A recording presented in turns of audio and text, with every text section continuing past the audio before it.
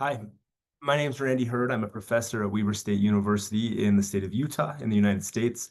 But this summer I'll be teaching the engineering design cycle as part of the ICT summer school at Metropolia University.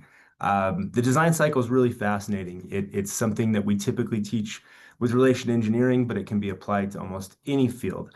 The idea is if we want to design anything, even as simple as this pen, there's an ideal way to do that, considering what needs to be accomplished and what the easiest ways are to do that. So we're going to be walking through that whole cycle.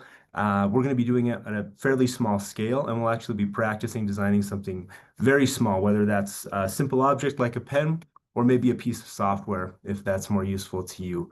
Let me just share with you a little bit more about the design cycle.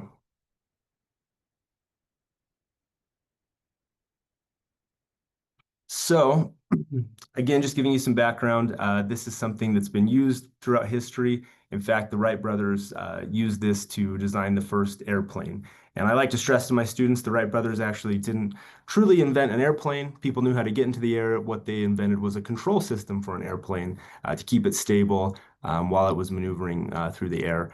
Uh, Brilliantly, two individuals were able to do this by going through the engineering design cycle. They might not have known they were doing it, but they were following a very regimented process to get through that. This is specifically the model of the engineering design cycle that we will be studying. I won't get into it in this video, but there's a lot of interesting approaches, and this has been tested and tried throughout history. And again, just reiterating, we're not going to try and design airplanes or cars, but even just small things like this basic bottle opener.